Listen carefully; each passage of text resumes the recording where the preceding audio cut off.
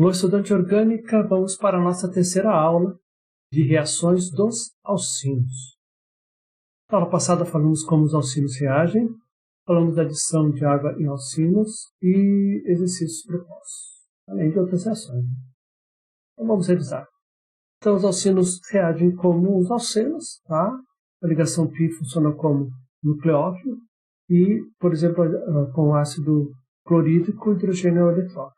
Forma um carbocátio, esse carbocátio reage com o nucleófilo liberado aqui, dessa molécula, e aí, vou lá.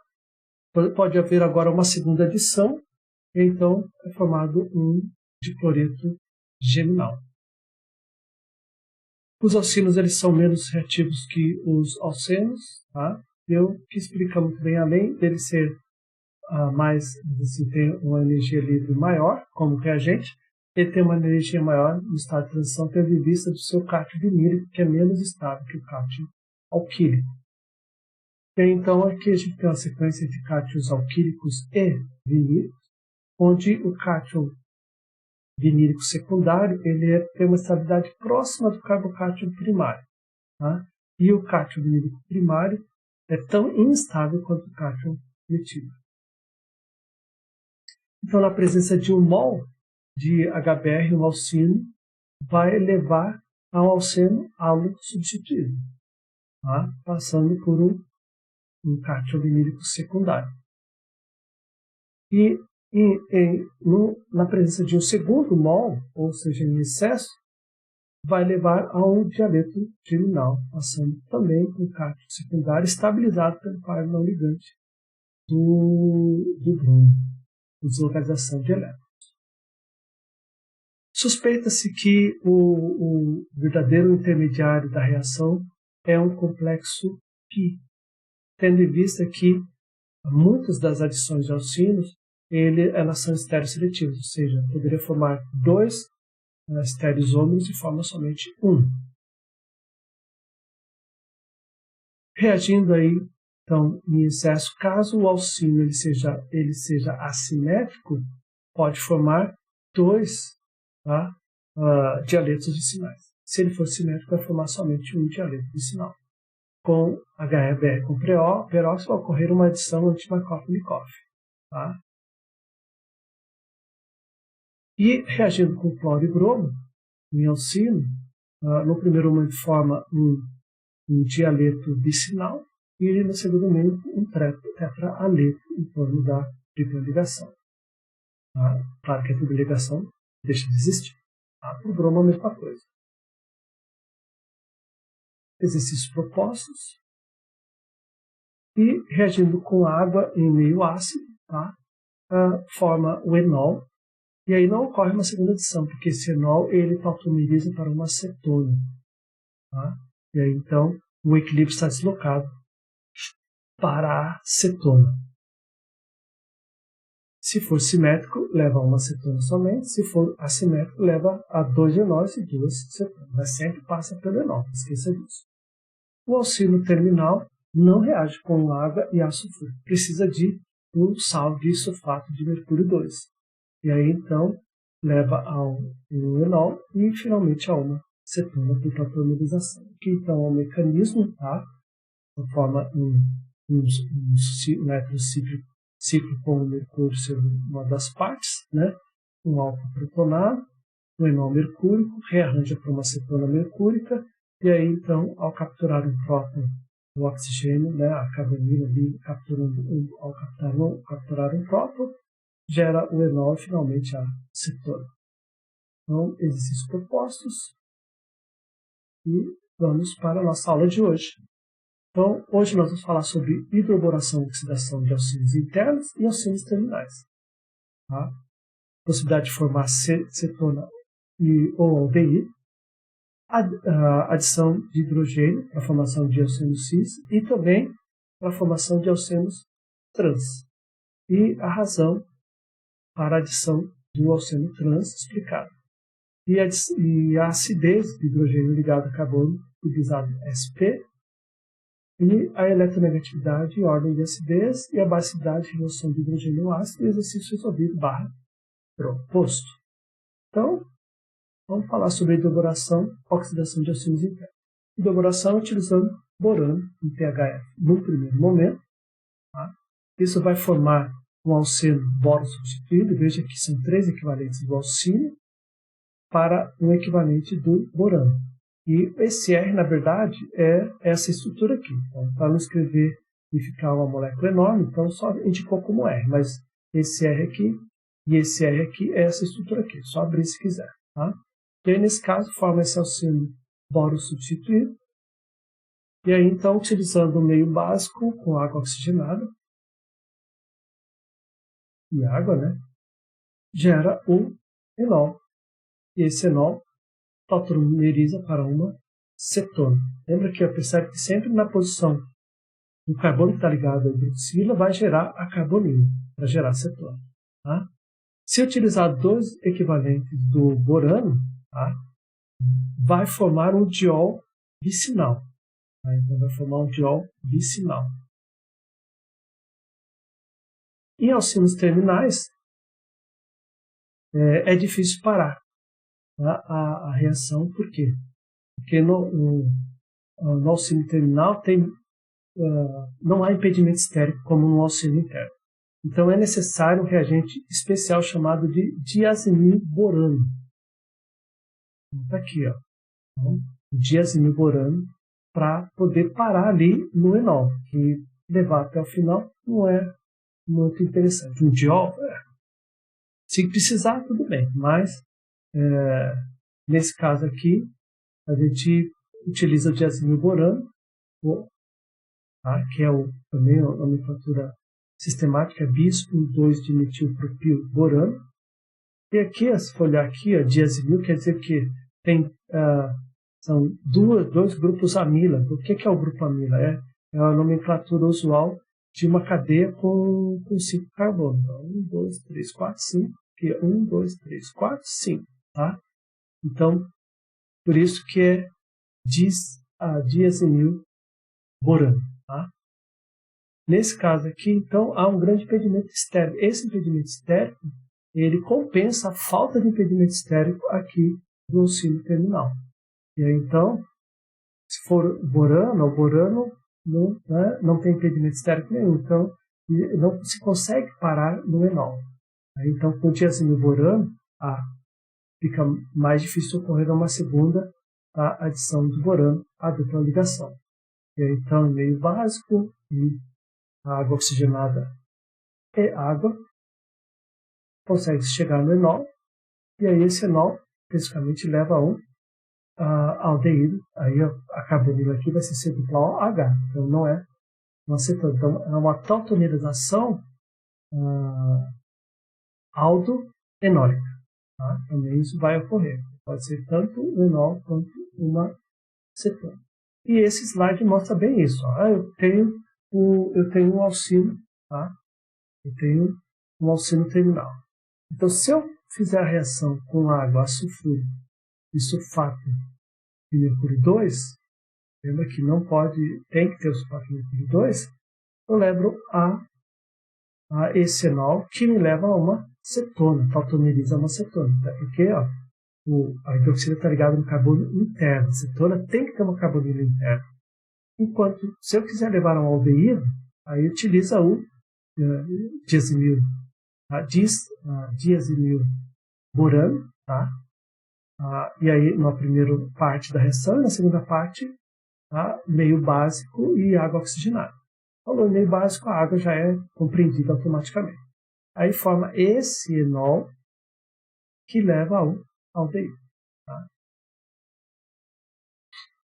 Fez-se proposta de produtos de adição, tá, de água catalisada por mercúrio e por oxidação e hidroboração. Então, você tem o item A passa para o 1, 2, 3, o item B passa também para o 1, 2, 3. Somente o alcínio que forma um aldeído quando sofre adição de água catalisada por ácido ou íon mercúrio.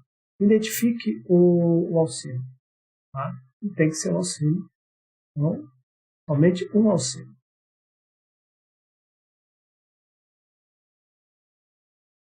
Adição de hidrogênio para a formação de alceno cis. Então, eu posso hidrogenar, como hidrogena um alceno, pode hidrogenar um alcino, tá?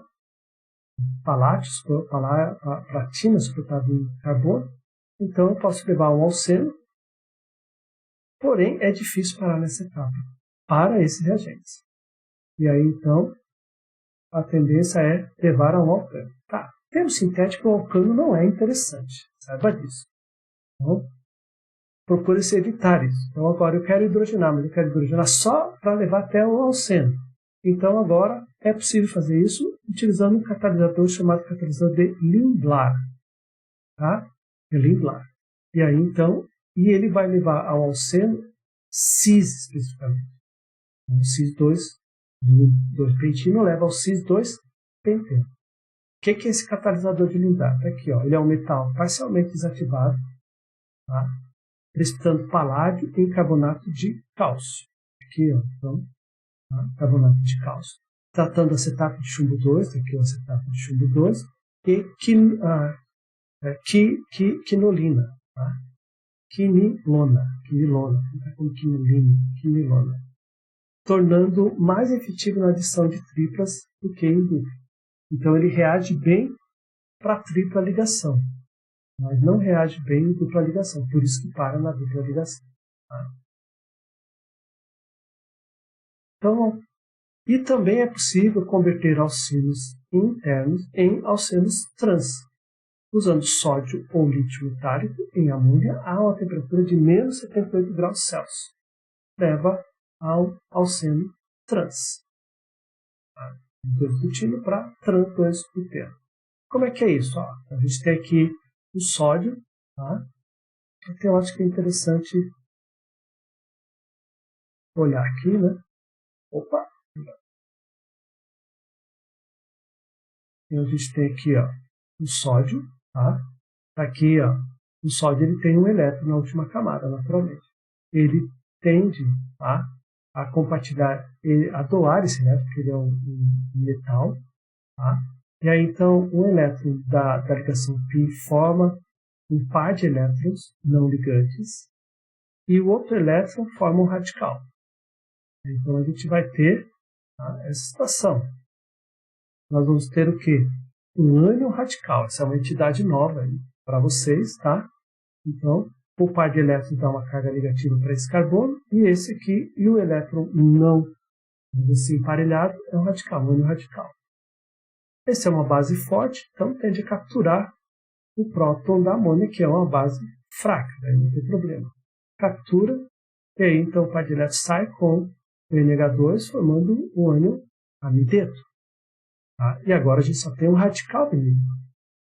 O sódio presente, tá, doa de novo o seu elétron, tá, para esse elétron desemparelhado, e agora nós temos um ânion vinílico, que por sua vez captura o próton da amônia, que está em excesso, ela é solvente ali do meio, ali, tá, no meio, e aí então captura o próton, tá, e aí finalmente gera o alceno trans. Tá? Então, esse é o mecanismo de ação. Por que forma isômero trans e não o cis? Aqui está explicado. Quando chega naquela última etapa que forma, tá, o ânion vinílico, quando os grupos, tá, maiores eles estão em lados opostos, ou seja, não há interação nenhuma entre os grupos mais volumosos. Enquanto no isômero cis, nós vamos ter os grupos mais volumosos do mesmo lado, então ocorre interação, então isso instabiliza. Então o equilíbrio está deslocado para o ânion vinílico trans. E aí então é mais fácil que haja captura. E aí esse par de elétrons ligantes captura o hidrogênio, e aí então a gente vai ter o isômero trans e não o isômero cis. Outra coisa importante, muito importante em alcinos, é a acidez do hidrogênio ligado ao carbono sp. Então, ó, a eletronegatividade relativa dos átomos de carbono, conforme a sua hibridização. Então, hibridizado sp é mais eletronegativo, depois o sp2, depois o sp3. Mas por que o SP é mais eletronegativo? Porque ele tem o maior caráter S. Lembra? O subnível S está mais próximo do núcleo. O núcleo é o quê? Carga positiva. Carga positiva atrai carga negativa. E não é a definição de eletronegatividade? A tendência de atrair cargas negativas? Então, quanto maior o caráter S do carbono hibridizado, mais eletronegativo ele vai ser.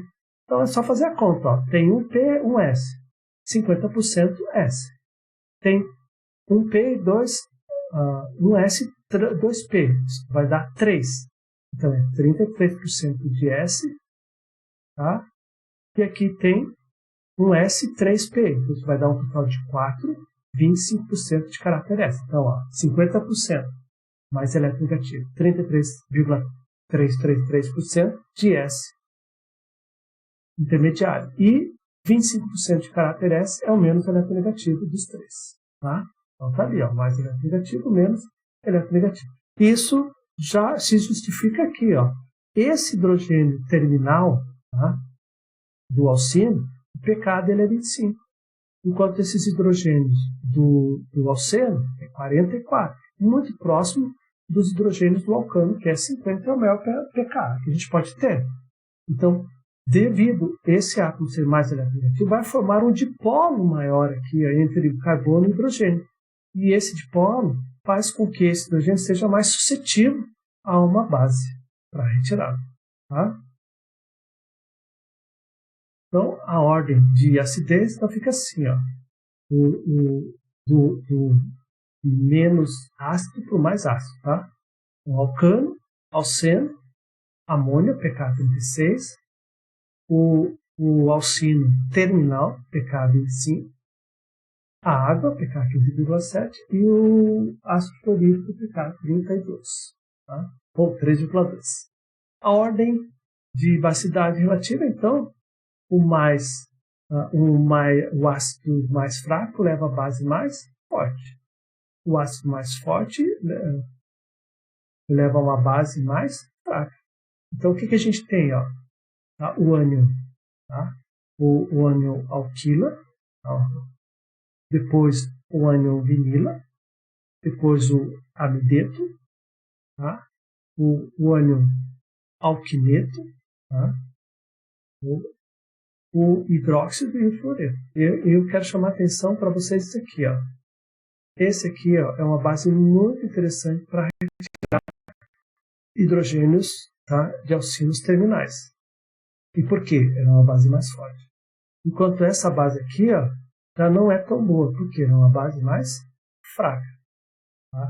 A base mais fraca que essa base aqui. Tá? Base mais forte, base mais fraca.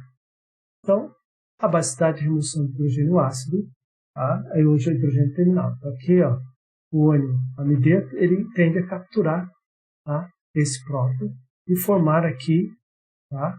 O nosso íon acetileto. Tá?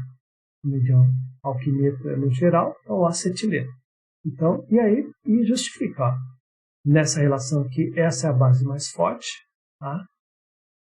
E esse aqui é o ácido mais forte, porque ó, pK 25, em relação ao ácido aqui, esse é o pK tá, 36. E aqui, essa é a base mais forte, que essa a gente viu lá naquela relação. Tá? Então, o equilíbrio está deslocado. Então, se eu preciso retirar o hidrogênio para formar esse íon acetileto, que é um nucleófilo muito forte, um excelente nucleófilo, eu uso o íon amideto. Ah, mas eu poderia usar uma base? É bem mais fácil, né? É verdade.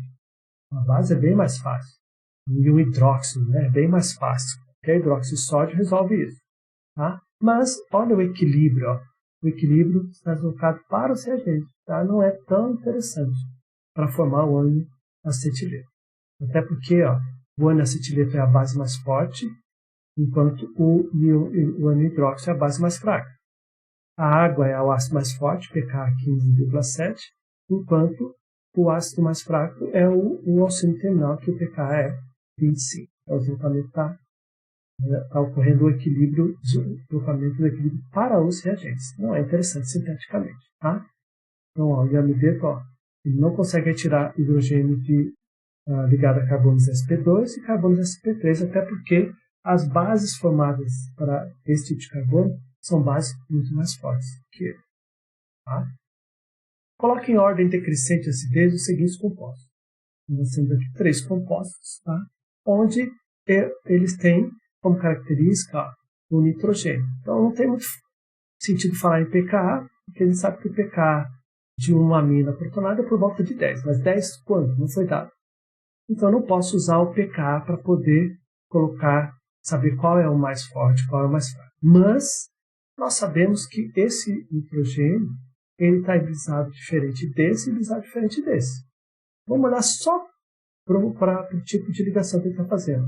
Esse é hibridizado sp, esse é hibridizado sp2 e esse é hibridizado sp3. Estou esquecendo a carga. Bom, estou esquecendo a carga. Olhando só para o tipo de ligação que ele está fazendo. A carga acaba também alterando a hibridização. Mas então o que a gente viu? O hibridizado sp é mais eletronegativo que o hibridizado sp2 e o menos eletronegativo é o hibridizado sp3. Tá? E nesse caso aqui, ó, o hibridizado sp, então tem um dipolo maior aqui entre esse nitrogênio e hidrogênio. Então esse hidrogênio está muito mais, ele é muito mais ácido. Tá? Então, esse aqui vai ser o intermediário e esse aqui vai ser o menos ácido de todos. Então, em ordem decrescente, é do maior para o menor. 1, 2, 3. Vamos lá? Então, cadê a acidez relativa? 1, 2, 3. Ok? Escreva a base conjugada e coloque em ordem decrescente de basicidade. Então, nesse caso aqui, ó, o ácido mais forte ele vai lhe dar a base mais fraca. Esse é o ácido mais forte. Só aqui a base conjugada dele não tem hidrogênio. Então aqui vai ficar simplesmente N, aqui vai ficar NH, sem a carga, e aqui NH2. Então, o ácido mais forte leva a base mais fraca.